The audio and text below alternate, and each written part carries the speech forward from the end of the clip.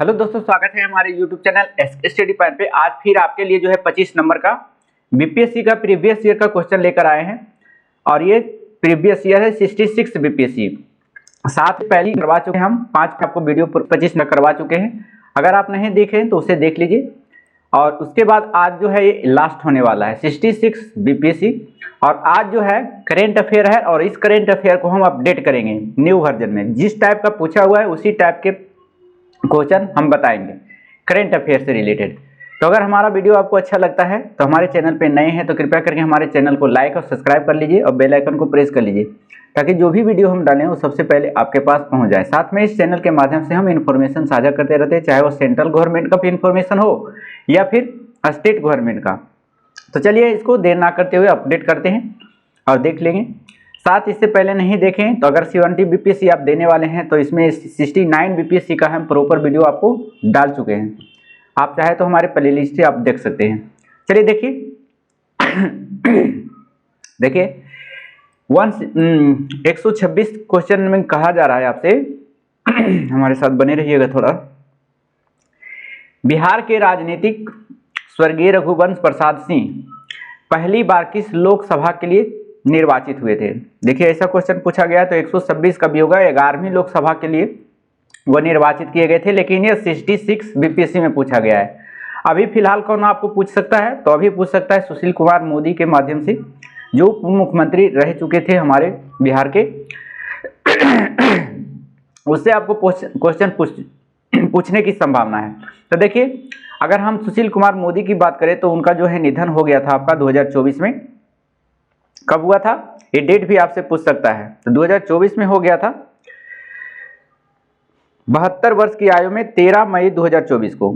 अब इसके संबंधित जान लीजिए कि यह जो पूर्व उप मुख्यमंत्री थे उन्होंने अपना जीवन की कैरियर की शुरुआत 1996 ईस्वी में किया था। याद रखिएगा 1996 ईस्वी में। और उस समय जो है विधान सभा जो राज्य में होता है विधानसभा के सदस्य थे, लेकिन फिर 2004 ईस्वी में जो है उन्होंने भागलपुर विधानसभा क्षेत्र से लोकसभा के लिए निर्वाचित हुए थे, सदस्य ग्रहण किए। तो इसको याद रखना है कहाँ से निर्वाचित हुए थे सबसे पहली बार, तो भागलपुर से 1996 में इनका पहला था बिहार विधानसभा के लिए, और भागलपुर 2004 में जो है सदस्य ग्रहण किए लोकसभा के लिए। तो इनको याद रखना है और डेट याद रखना है आपको। 72 वर्ष की आयु में 13 मई 2024 को इनका निधन हो गया था। चलिए अगला क्वेश्चन है 26 के बाद हम लेके चलते हैं 27 नंबर क्वेश्चन में। 27 नंबर में देख लीजिए। 27 नंबर में आपसे पूछा गया है कार्डिलैटरल सिक्योरिटी डायलॉग नामक एक अनौपचारिक युद्ध नीति समूह का निम्न में से कौन सा सदस्य नहीं है? तो 27 का जो हो जाएगा ऑप्शन सी हो जाएगा। ये जो है चीन जो है सदस्य नहीं है। चलिए अगला क्वेश्चन, इसमें से कोई अपडेट करने वाला नहीं था। चलिए 28 नंबर में थोड़ा अपडेट करेंगे हम आपको। चलिए हमारे साथ बने रहिएगा। चलिए यहाँ देख लीजिए 28 नंबर में क्या पूछा गया है। 28 नंबर में पूछा गया है कि 2020 में सितंबर 2020 में वीडियो सम्मेलन के माध्यम से ब्रिक्स की सांस्कृतिक मंत्रियों की 5वीं बैठक में किसने भारतीय दृष्टिकोण का प्रतिनिधित्व किया था? तो देख लीजिए हाँ 128 का उस समय था Prahlad Singh Patel, option number A हो जाएगा। लेकिन अभी आपको जो ब्रिक्स सम्मेलन हुआ है 2024 में उसके बारे में अपडेट जान लीजिए। 2024 में अगर ब्रिक्स सम्मेलन की बात करें तो रूस के कजान शहर में हुआ था। तो इसको याद रखेंगे। और मोदी जी ने गए थे वहाँ पर पार्टिसिपेट करने के लिए। चलिए तो इसको याद रखना है। प्रतिनिधित्व कौन किए थे? प्रधानमंत्री पीएम जाकर के किए थे। तो इसके हिसाब से जो है 128 नंबर का ए पहले के हिसाब से होगा और अभी वाला जो ब्रिक्स सम्मेलन हुआ था वो रूस के कजान शहर में हुआ था।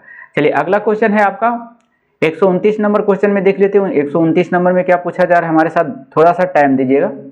129 नंबर में पूछ दिया गया है कि 2020 में 36वां आसियान शिखर सम्मेलन वर्चुअल कहाँ आयोजित हुआ था? मतलब उस समय जो वीडियो कॉन्फ्रेंसिंग के माध्यम से हुआ था तो वो हुआ था कहाँ पर? 129 का डी होता वियतनाम में हुआ था 2020 में। याद रखिएगा वियतनाम में। लेकिन इस बार जो हुआ है कहाँ हुआ है? 2024 की बात करें तो लाओस में हुआ है, वियंतियाने में। याद रखिएगा आसियान शिखर सम्मेलन 165 देशों में। और 100 जो ये 36वां था थोड़ा सा माफ कीजिएगा, वर्चुअली तरीके से, हाँ लाओस में हुआ था, तो लाओस याद रखिएगा बेंतियाने में हुआ था। तो 129 का हो जाएगा आपका ए पहले के माध्यम से, और अभी वाला याद रखिएगा लाओस में हुआ था बेंतियाने में। चलिए 130 नंबर में चलते हैं लेकर आपको। 130 नंबर में आपसे पूछा गया है कि निम्न में से कौन सा ह्यूमन कैपिटल इंडेक्स 2020 में प्रथम स्थान पर रहा था। तो 30 का सी था, ये सिंगापुर था, ऑप्शन नंबर इसका सी था उस हिसाब से 2020 के हिसाब से। लेकिन अभी हम देखें तो अभी जो है भारत कौन से स्थान पर है ह्यूमन कैपिटल इंडेक्स में, तो 103 नंबर पे है। इसको याद रखिएगा, यहाँ माफ कीजिएगा 103 नंबर पे है भारत, है ना। चलिए कितने देशों में यह जारी किया गया था, 165 देशों में से भारत 103वें नंबर पर था ह्यूमन कैपिटल इंडेक्स 2024 में, इसको याद रखेंगे।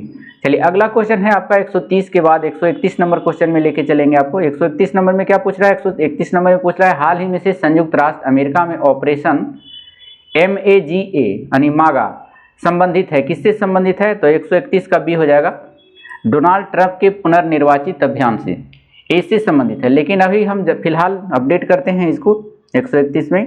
तो भारत और अमेरिका के बीच जो हुआ था एक युद्ध अभ्यास होता है जिसका नाम ही है युद्ध अभ्यास, वो राजस्थान में हुआ था, तो ये याद रखेंगे आप लोग। चलिए 31 के बाद 32 नंबर में लेके चलेंगे आपको। 32 नंबर में 32 नंबर में क्या पूछ रहा है, 32 नंबर में आपसे पूछा गया है कि किस अरब देश ने पहला नाभिकीय ऊर्जा संयंत्र प्रारंभ किया है। देखिए ये तो शुरू किया गया था 2020 में ही, लेकिन अभी भी अगर ये क्वेश्चन पूछ दिया जाए तब पर भी आपका यही आंसर होगा, 32 का सी ही आंसर होगा। क्योंकि अरब देश में जो है UAE एक ऐसा देश है जो फिलहाल अब है जो उसे जाकर के रियलाइज हुआ है कि हम भी नाभिकीय परमाणु ऊर्जा संयंत्र स्थापित करें, तो अब शुरुआत कर दिया है ना। तो अभी भी क्वेश्चन पूछेगा कि बताइए भारत नहीं अरब देश में कौन सा ऐसा देश है जो नाभिकीय ऊर्जा संयंत्र शुरू किया है, तो अभी भी वही आंसर हो जाएगा संयुक्त अरब अमीरात। चलिए 32 के बाद 33 नंबर में लेके चलते हैं। 33 नंबर में आपसे पूछ दिया गया है कि इजराइल से शांति समझौता कराने वाला पहला अरब देश कौन था, तो 133 का थे मिस्र था, ऑप्शन नंबर ए हो जाएगा, मिस्र किया था। लेकिन अभी हम देखें इसमें तो इजराइल बहुत सारे देशों के साथ संघर्ष कर रहा है, जैसे उधर हमास के साथ युद्ध चल रहा है, लेबनान के साथ चल रहा है, ईरान के साथ चल रहा है, फिलीपींस के साथ, फिलिस्तीन के साथ चल रहा है। ये सभी होकर के इनका है जो संघर्ष चलता आ रहा है। तो आप जान लीजिएगा लेबनान, हमास, ईरान, फिलिस्तीन, और सभी को इन्होंने छक्का छोड़ा दिया। चलिए 33 के बाद 134 नंबर में देखें। 134 नंबर में क्या पूछा गया है, 134 नंबर में पूछा गया है कि अक्टूबर 2020 में जून 2021 के लिए किस देश को अंतर्राष्ट्रीय श्रम संगठन संचालक मंडल का अध्यक्ष बनाया गया है। तो उस समय जो बनाया गया था 134 का डी, ये भारत को बनाया गया था। लेकिन अभी अब इसका अपडेट जान ले, यह भी पूछ सकता है कि बताइए अंतर्राष्ट्रीय श्रम संगठन का अध्यक्ष कौन है, तो इनका जो है टोंगे के प्रधानमंत्री है, रह चुके हैं गिलबर्ट एफ, याद रखिएगा गिलबर्ट एफ जो है अंतर्राष्ट्रीय श्रम संगठन का अध्यक्ष बनाया गया है। चलिए अगला क्वेश्चन है आपका 35 नंबर में चलते हैं लेकर के। 35 नंबर में क्या पूछ दिया गया है, 35 नंबर में पूछा गया है सितंबर 2020 में प्रारंभ किया गया ऑपरेशन मेरी सहेली का उद्देश्य है, एक ऑपरेशन चलाया गया था 35 में। तो इसका जो था 35 का आंसर भी हो जाएगा, रेलों में महिला यात्रियों की सुरक्षा को बढ़ावा देने के लिए माफ कीजिएगा थोड़ा खांसी, थोड़ा गला खसखसा रहा है। ऑपरेशन मेरी सहेली चलाया गया था ताकि महिला सुरक्षित रहे रेलवे में। लेकिन अभी हम देखें 2024 में ऑपरेशन बहुत अच्छे ऑपरेशन चलाए गए हैं, जैसे हैती में जो भारतीय फंसे थे, तो हैती विद्रोहियों से निपटने के लिए जो है एक ऑपरेशन चलाया गया था, ऑपरेशन इंद्रावती। उसके बाद फिर ऑपरेशन अजय चलाया गया था इजराइल में फंसे हुए भारतीयों को निकालने के लिए। तो ये दोनों याद रखेंगे आप, हैती में फंसे हुए भारतीयों को निकालने के लिए ऑपरेशन इंद्रावती, और अजय चलाया गया था इजराइल में फंसे हुए भारतीयों को निकालने के लिए ऑपरेशन अजय। चलिए अगला क्वेश्चन है आपका 35 के बाद 36 नंबर में। देखिए क्या कह रहा है, 36 नंबर में आपसे पूछा गया है देख लीजिए। 36 नंबर में आपसे पूछा गया कि फिट इंडिया अभियान की पहली वर्षगांठ के अवसर पर फिटनेस की डोज आधा घंटा रोज मंत्र किसके द्वारा दिया गया था? तो 36 का ये हो जाएगा आपका प्रधानमंत्री मोदी के द्वारा दिया गया था।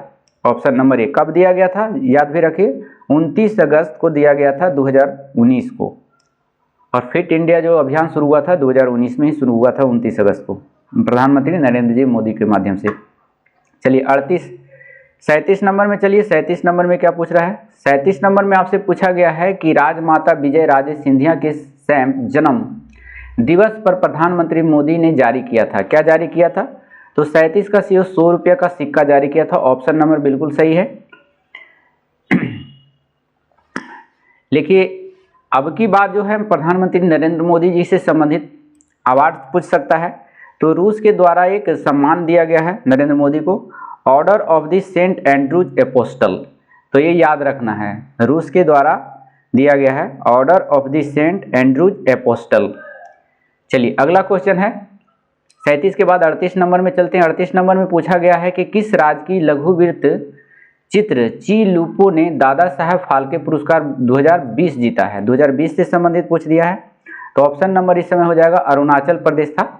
लेकिन अभी 2000 दादा साहब फाल्के पुरस्कार किसे मिला है 2024 में बात करें तो 2024 में मिथुन चक्रवर्ती को मिला है। कौन से नंबर का था?